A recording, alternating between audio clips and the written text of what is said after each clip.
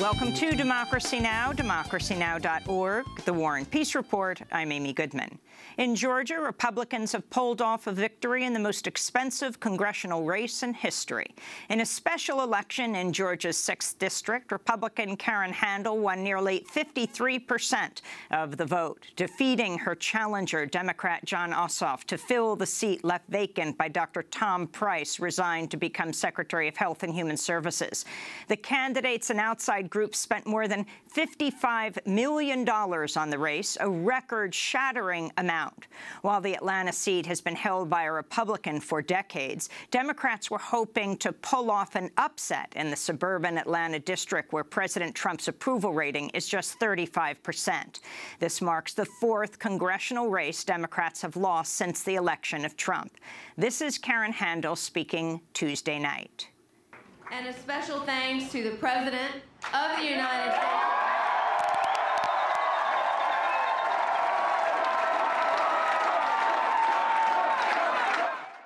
Karen Handel, as the former Secretary of State of Georgia, she made national headlines in 2012 when she led an effort at the breast cancer charity Susan G. Komen to cut off funding for Planned Parenthood.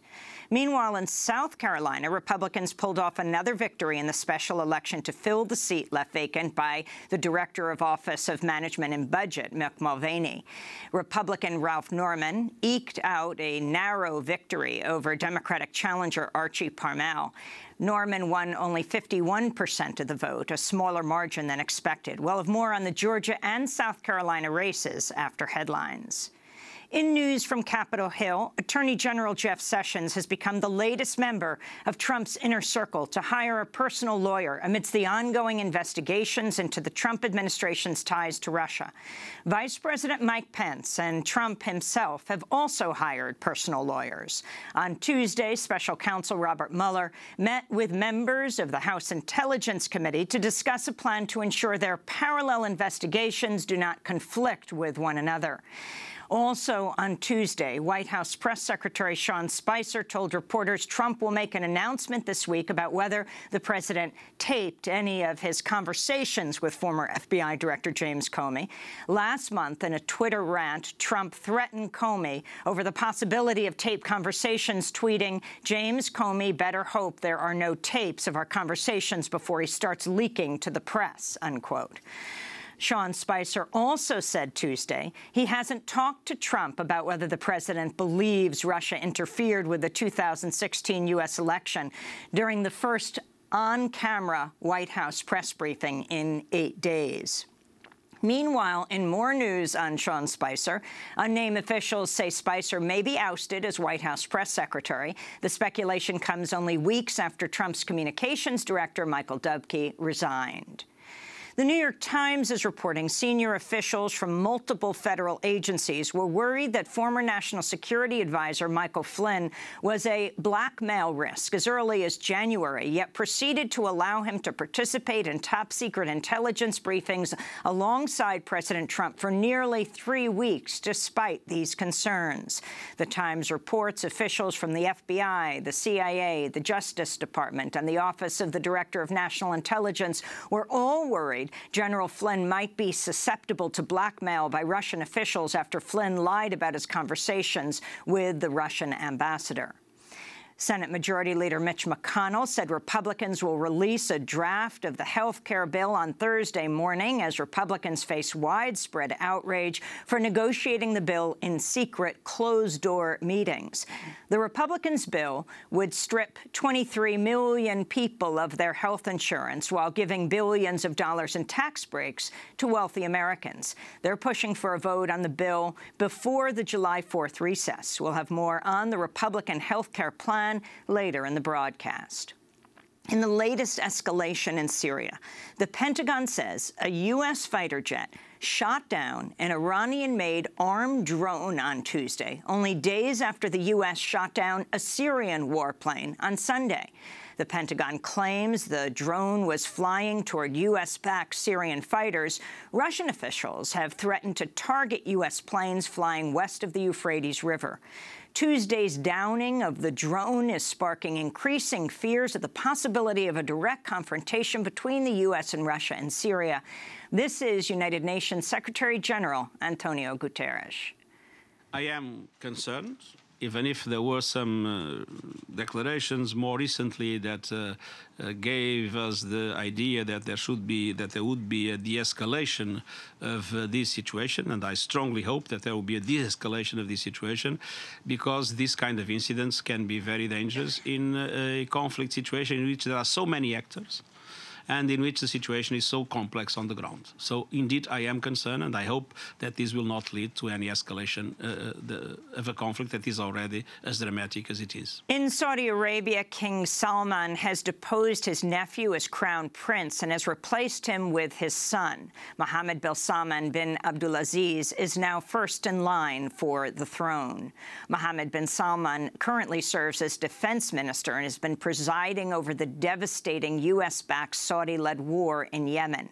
In response to the news, the Huffington Post foreign affairs reporter Akbar Shahid Ahmed tweeted, quote, "This is huge. Man he is replacing was against Qatar crusade and Yemen war. Saudi is doubling down on its most controversial actions," unquote.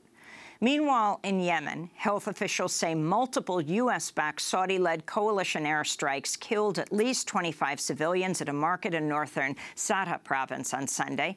Graphic images that circulated on social media over the weekend show corpses lying amidst rubble and survivors surveying the damage to the market. More than 10,000 people have died amidst the ongoing U.S.-backed Saudi-led war in Yemen, which has also destroyed Yemen's health, water, and sanitation systems, sparking a deadly cholera outbreak. The U.S. State Department expressed confusion on Tuesday about Saudi Arabia's move to cut diplomatic ties with Qatar, saying the Saudis and other Gulf countries have not revealed their grievances more than 2 weeks after they severed ties. State Department spokeswoman Heather Nauert said Tuesday, quote, "At this point, we're left with one simple question. Were the actions really about their concerns about Qatar's alleged support for terrorism, or were they about the long-simmering grievances between and among the GCC countries," unquote, referring to the Gulf Cooperation Council countries. President Trump initially celebrated and even tried to claim credit for Saudi Arabia's decision to cut ties with Qatar, tweeting, quote, "During my recent trip to the Middle East, I stated that there can no longer be funding of radical ideology. Leaders pointed to Qatar. Look," unquote. But then a week later, the U.S. agreed to sell $12 billion worth of U.S.-manufactured F-15 fighter jets to Qatar. Secretary of State Rex Tillerson is meeting with Chinese officials today. Tillerson was planning to use the meetings to press Chinese officials to continue to confront North Korea over its nuclear program. But on Tuesday afternoon, President Trump appeared to abandon this effort in a tweet, writing, quote, "While I greatly appreciate the efforts of President Xi and China to help with North Korea, it has not worked out, and at least I know China tried," unquote. The New York Times reports that senior officials say they're trying to understand the meaning of the tweet. In Somalia, at least 15 people were killed in a suicide car bombing in the capital Mogadishu Tuesday. Police say most of the victims were civilians. The militant group al-Shabaab has claimed responsibility for the attack.